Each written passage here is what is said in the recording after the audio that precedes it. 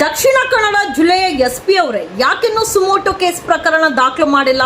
ಹೋರಾಟಗಾರರು ಧ್ವನಿ ಎತ್ತಿದ್ರೆ ಸುಳ್ಳು ಪ್ರಕರಣಗಳನ್ನು ದಾಖಲು ಮಾಡುವಂತವ್ರು ನೀವು ಅಕಸ್ಮಾತ್ ಏನಾದ್ರೂ ಕೇಸ್ ಇರೋರ್ ಜೊತೆ ಓಡಾಡಿದ್ರೆ ಕೇಸ್ ಹಾಕ್ತೀನಿ ಅಂತೇಳಿ ಪ್ರೆಸ್ ಮೀಟ್ ಮಾಡೋರು ನೀವು. ನಿನ್ನೆ ಒಂದು ಹೆಣ್ಣು ಮಗಳು ಕುಟುಂಬ ಸಮೇತ ಮದುವೆ ಆಗಕ್ಕೆ ಬಂದಂತ ವಧುವರರ ಕುಟುಂಬದ ಮೇಲೆ ಹಾಗೂ ಆ ವಧುವರರ ಮೇಲೂ ಸಹ ಅಲ್ಲೇ ದೌರ್ಜನ್ಯ ಲೈಂಗಿಕ ಕಿರುಕುಳ ಕೊಟ್ಟಿರುವಂತ ವಿಡಿಯೋ ವೈರಲ್ ಆಗಿದ್ರು ಯಾಕಿನ್ನು ಸುಮೋಟೋ ಕೇಸ್ ಪ್ರಕರಣ ದಾಖಲು ಮಾಡಿಲ್ಲ? ಆ ಯುವತಿಗೆ ಕರೆ ಮಾಡಿ ದೂರನ್ನು ದಾಖಲು ಮಾಡ್ತೀರಾ ಅಂತೇಳಿ ಪ್ರಶ್ನೆ ಮಾಡುವಂತ ಪೊಲೀಸ್ ಅವರು ನೀವೇ ಸುಮೋಟೋ ಕೇಸ್ ಪ್ರಕರಣ ದಾಖಲು ಮಾಡಬಹುದಲ್ವಾ?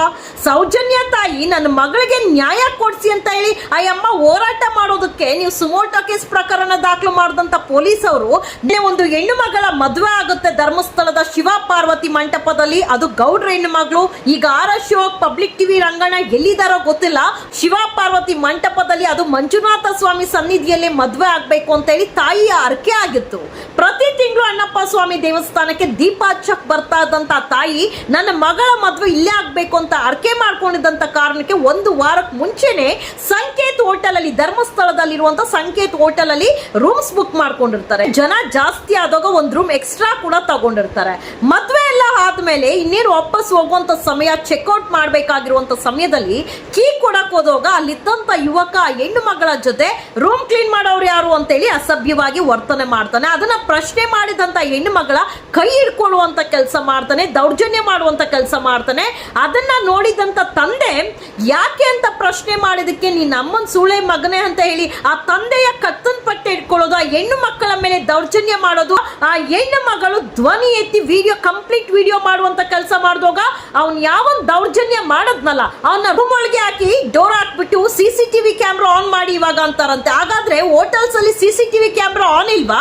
ಇಷ್ಟೋ ಪ್ರಕರಣಗಳು ಹೋಟೆಲ್ಸ್ ಅಲ್ಲೇ ಸೂಸೈಡ್ ಆಗಿದೆ ಅಂತಾರಲ್ವಾ, ಇದೇ ರೀತಿ ಮಾಡಿದ್ದೀರಾ? ಪ್ರಶ್ನೆ ಬೆಳಗ್ಗೆಯಿಂದ ಕಾಡ್ತಾ ಇದೆ. ಯಾವಾಗ ಹೆಣ್ಣು ಮಗಳ ಜೊತೆ ಮಾತಾಡ್ದೆ ಅವ್ರು ಹೇಳ್ಕೊಳ್ತಾ ಇರೋದು, ಆ ಹೆಣ್ಣು ಮಗಳು ಕಣ್ಣೀರ್ ಆಗ್ತಾ ಇರೋದು, ಅವ್ರ ತಂದೆ ತಾಯಿ ಕಣ್ಣೀರ್ ಆಗ್ತಾ ಇರೋದು, ನಾವ್ 40-50 ಜನ ಇದ್ರೇನು ಸಹ ನಮ್ಮ ಮೇಲೆ ಇಷ್ಟು ಹಳ್ಳೆ ದೌರ್ಜನ್ಯ ಮಾಡಿದಾರ ಅಂದ್ರೆ ಅಕಸ್ಮಾತ್ ಒಬ್ರಿಬ್ರು ಹೋಗಿದ್ರೆ ಖಂಡಿತವಾಗ್ಲೂ ಅವ್ರು ಉಳಿಸ್ತಾ ಇದ್ರ.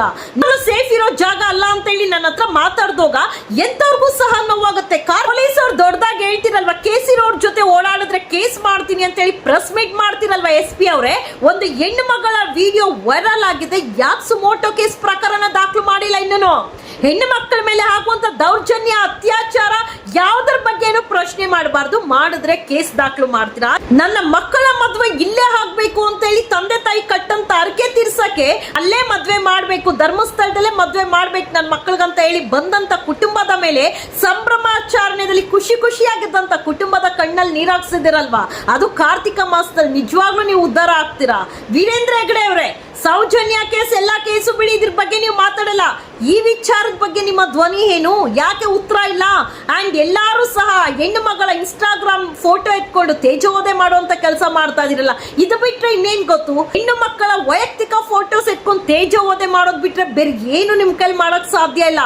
ಸತ್ಯನ ಯಾವತ್ತೂ ಮುಚ್ಚಾಕಕ್ ಸಾಧ್ಯ ಇಲ್ಲ. ಸೌಜನ್ಯ ಹೋರಾಟಗಾರರನ್ನ ಬಿಡಿ, ಅವರು ನ್ಯಾಯ ಕೇಳ್ತಾರೆ, ನಿಷ್ಠೆಯಿಂದ ಹೋರಾಟ ಮಾಡ್ತಾರೆ, ನಿಮ್ಗೆ ಅದು ಸಹಿಸಕ್ಕಾಗಲ್ಲ. ಆದ್ರೆ ಯಾವ್ದೋ ಒಂದು ಹೊಸ ವಧುವರ ಬಂದು ಮದ್ವೆ ಆಗ್ಬೇಕು ಅಂತ ಹೇಳಿ ಬಂದ ಕುಟುಂಬಸ್ಥರ ಮೇಲೆ ದೌರ್ಜನ್ಯ ಅಲ್ಲೇ ಮಾಡ್ತಿರಲ್ವಾ, ಅದು ಗುಂಪುಗಾರಿಕೆ, ಮಹಿಳೆಯರನ್ನೆಲ್ಲ ಕರೆಸಿ ಅವ್ರ ಮೇಲೇನೆ ದೌರ್ಜನ್ಯ ಅಲ್ಲ, ಅವ್ರ ಕುಟುಂಬಸ್ಥರು ಕಣ್ಣೀರ್ ಹಾಕಿದಾರಲ್ಲ, ಖಂಡಿತ ನೀವು ಉದ್ಧಾರ ಆಗೋದಿಲ್ಲ. ಇನ್ನೆಷ್ಟು ಜನ ಹೆಣ್ಣು ಮಕ್ಕಳಿಗೆ ನೀವು ಕೊಡ್ಬೇಕಂತ ಇದೀರಾ? ರಕ್ಷಣೆ ಇದೆಯಾ? ರಾಕ್ಷಸರು ರಕ್ಷಣೆ ಮಾಡಿದ್ರೆ ಏನ್ ಮಾಡ್ತೀರಾ? ಸುಳ್ಳು ದೂರು, ಸುಳ್ಳು ಪ್ರಕರಣಗಳನ್ನ ದಾಖಲು ಮಾಡುವಂತ ಕೆಲಸ ಮಾಡ್ತೀರಾ. ಲೈವ್ ಅಲ್ಲೇ ವಿಡಿಯೋಸ್ ಹೋಗ್ತಾ ಇದ್ರೂ ಆ ಹೆಣ್ಣು ಮಗಳು ಬೈದಿರೋದು, ಕಿರ್ಚಿರೋದ್ರ ಬಗ್ಗೆ ಕೆಲವೊಬ್ರು ಕಮೆಂಟ್ ಹಾಕಿದಿರ, ಏನ್ ಇಷ್ಟು ಕೆಟ್ಟದಾಗಿ ಮಾತಾಡ್ತಾಳೆ ಅಂತ ಹೇಳಿ.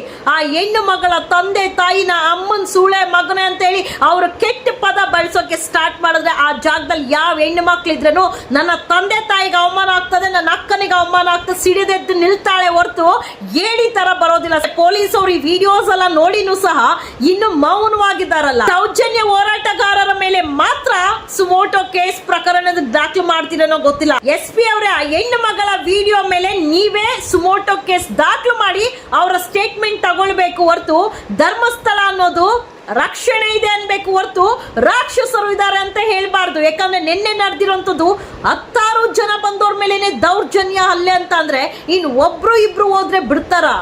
ರಕ್ಷಣೆ ಎಲ್ಲಿದೆ ರೀ?